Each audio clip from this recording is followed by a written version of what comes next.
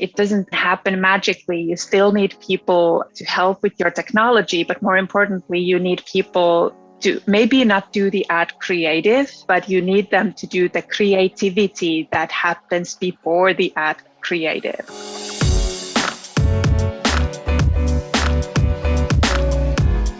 Hey gang, it's Thursday, January 13th. Listeners, welcome to the Behind the Numbers Daily, an eMarketer podcast made possible by Smartly.io. I'm Marcus. Today's fact, octopuses have 3 hearts. Octopuses have 3 hearts. One pumps blood around the body, the other 2 pump blood to the gills. The reason for this impressive cardiac hardware probably comes down to the unusual composition of their blood. Unlike vertebrates that have iron-rich hemoglobin packed into red blood cells, octopuses, along with scorpions and horseshoe crabs, have copper-rich hemocyanin dissolved directly in their blood. This means their blood is blue. Another octopus fact, their arms have a mind of their own. 2/3 of an octopus's neurons reside in its arms, not its head. As a result, the arms can problem solve how to open a shellfish, while their owners are busy doing something else entirely, like searching for more food.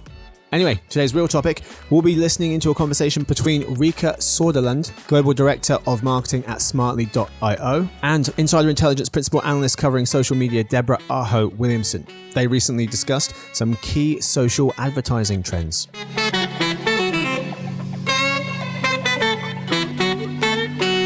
Well, welcome, Rika. It's January. It's the time of year to make predictions. I know that we've been working on our own predictions, which we've recently put out. I know that Smartly.io has predictions as well. I'd love to jump into our conversation and ask you, what do you see as one new opportunity and one new challenge in 2022 for social media marketers and advertisers? Oh, that's a good question. Because there are so many challenges, but then so many opportunities that those challenges, of course, then. I feel like we would say that every year. Well, that's true as well.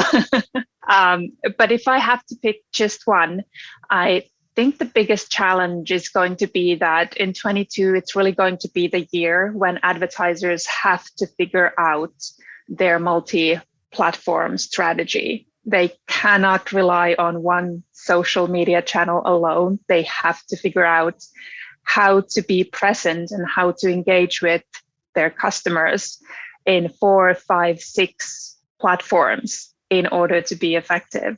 But that's also an incredible opportunity because all those social media platforms have a bit of a different role that they play. They have different kind of users, and users engage in those platforms in different ways. So it's really a chance to deepen that brand connection with consumers. Absolutely. And you know what? This dovetails, honestly, really so closely with some of the research that we are about to put out. At the beginning of every year, we publish a series of reports that forecast social usage. And I can tell you, Rika, that one of the key findings from our forecast is that there have been slowing growth rates in social network usage around the world. And what that means is that the platforms are really increasingly going to have to compete with each other for users. And we're certainly seeing that with the rising importance of TikTok, for sure. And I'm sure you're seeing that as well. And I agree with you. I mean, there's been so much reliance on Facebook over the years. Obviously, still a very important platform for marketing and for advertising. But all of the other platforms are becoming stronger and stronger. And so, it's interesting to think about this. When you're looking at your research and the clients that you work with, tell me a little bit about how the brands are embracing this challenge of working with multiple platforms, but also the opportunity to reach people on multiple platforms. Yeah, it definitely has been a very interesting 18 months. Ever since the start of the pandemic, of course, not just the usage of social media has been growing, but advertising on social has been growing massively. And as a result, of course, competition is growing dramatically. After all, we're talking about auction-based advertising. So that competition is really forcing brands to be truly innovative. And especially in an environment where privacy is becoming so important and brands can't rely on algorithms alone to drive their advertising. I think we're really seeing an interesting rise of ad creative becoming the front and center again. And brands realizing that one creative does not fit all platforms. You can't just take that Facebook ad and put it on another social media platform. You really have to understand how users are engaging with those platforms and really just try and respond to that with content that actually resonates in those environments. And that's not an easy task to do. And of course, then automation is something that can help there to make sure that brands are able to connect with their consumers on multiple platforms, even when they are running out of pairs of hands to help them run those campaigns.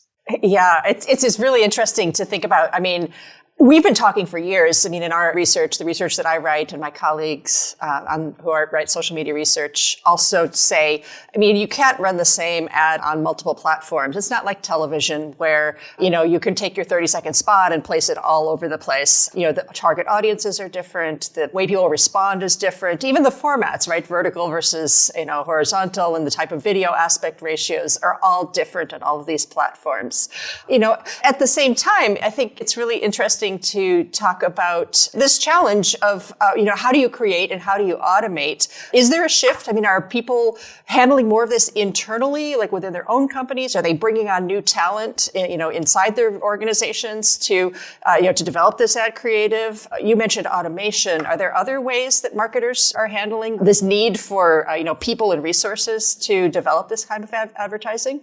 Yep. I think it's kind of a vicious circle that advertisers are struggling with finding the right talent in-house to actually run all their social media campaigns. And even automation, it doesn't happen magically. You still need people to help with your technology, but more importantly, you need people to maybe not do the ad creative, but you need them to do the creativity that happens before the ad creative. And it's really a combination of both. It's really a combination of people and technology that brands are driving towards, whether it's in-house or whether they're having agencies to help them. Every brand is a little bit different in their setup, but we are seeing perhaps a bit more in-housing also in the ad creative and technology. So if the feedback loop of what creative works and what actually resonates, and then implementing those learnings into campaigns is as short as possible.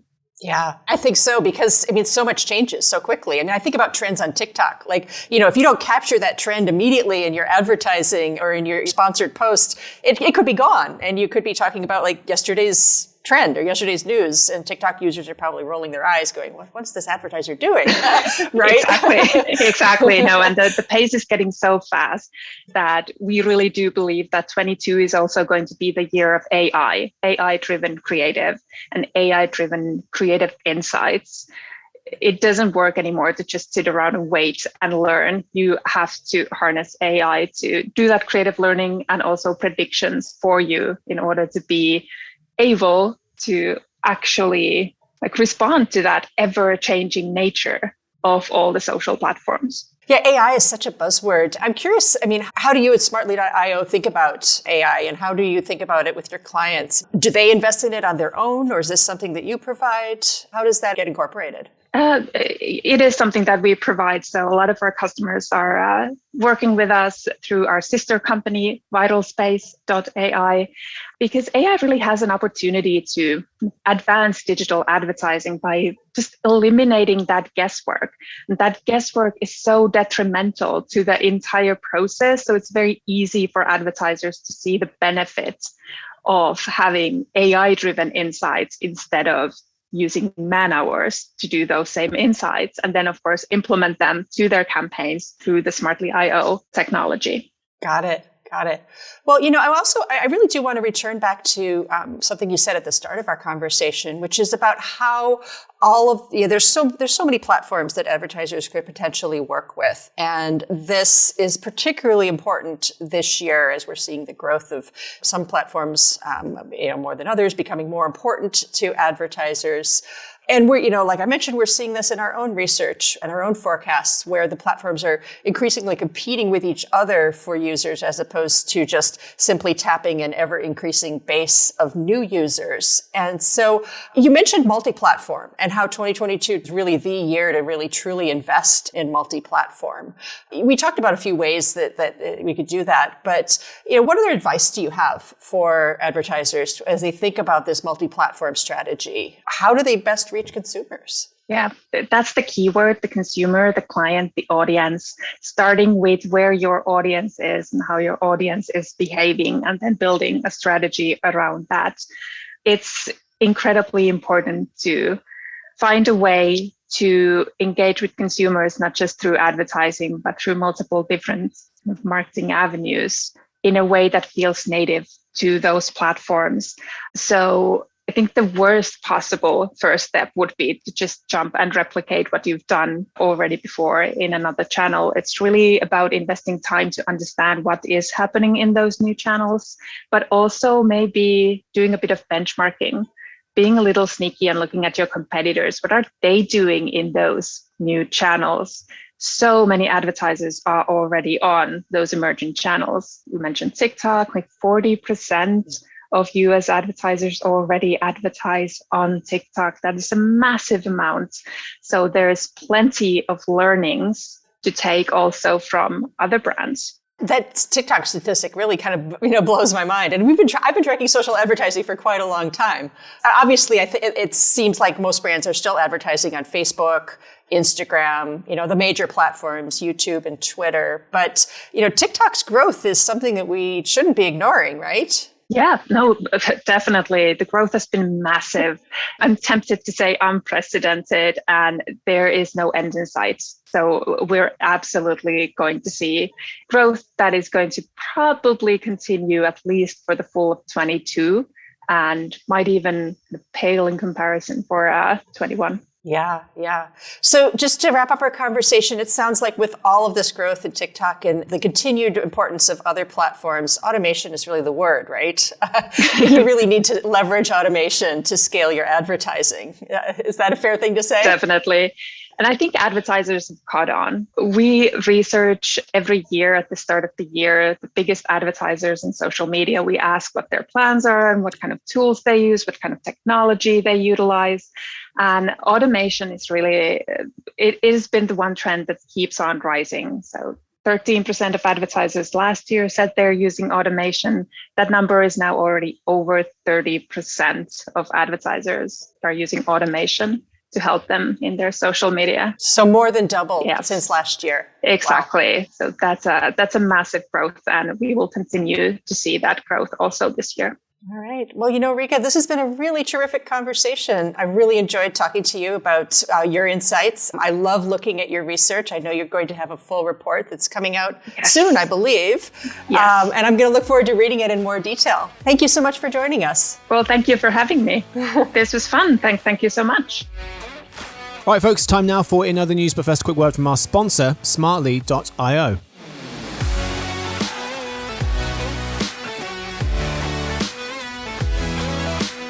Hi to all the social media marketers out there, listen up. Social platforms have become more important than ever for brands.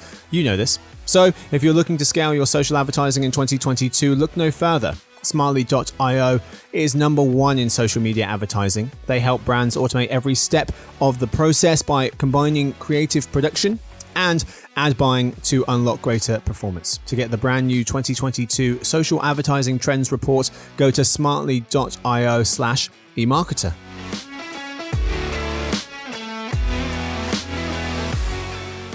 All right, folks, we are back for another news. I'm joined by the voice you heard at the top of the show, which was Deborah Aho Williamson, who is our principal analyst covering social media. Hey, Debbie. Hey, Marcus. Hello. Thanks for hanging out a little bit longer for In Other News. In Other News today, what we can expect from micro-influencers in 2022 and the most important social media video statistics that marketers need to know. Story 1, small influencers poised to win more brand followers in 2022, writes Insider Intelligence senior editor Karen Jacobs. She thinks that social media users with a small but loyal following are becoming the strategic play for younger consumers.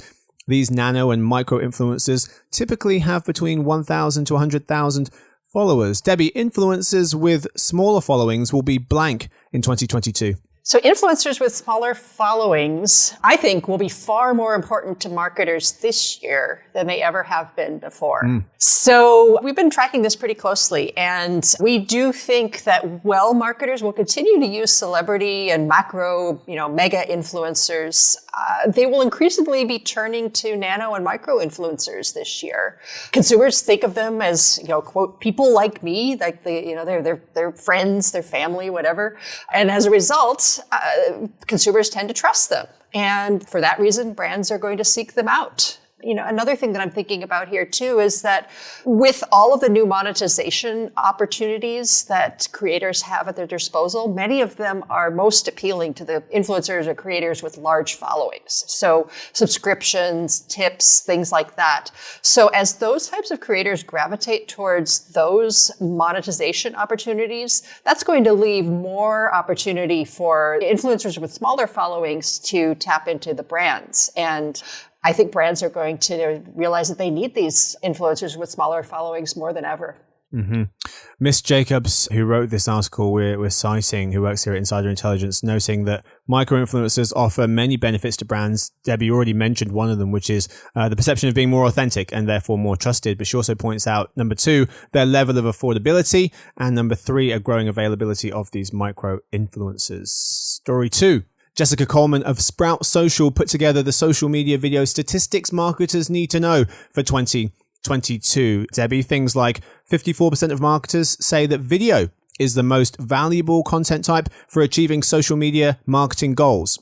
Yet, video is also the most underutilized format across Facebook, Instagram, and Twitter, comprising 14%, 11%, and 5% of each network's content respectively. One of the other statistics she points to is people share video content with friends twice as much as any other type of content.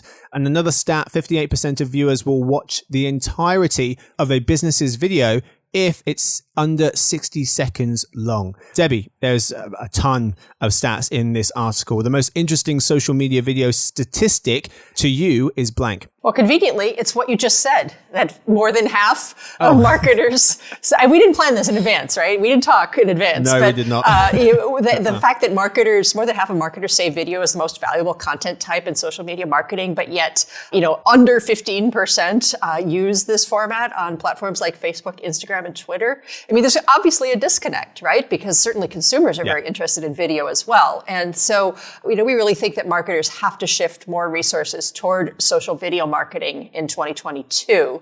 And I can happily promote 2 content pieces that will help them with that if I'm allowed to do this. Yeah, always. First is our social video advertising report, which actually just came out this past week.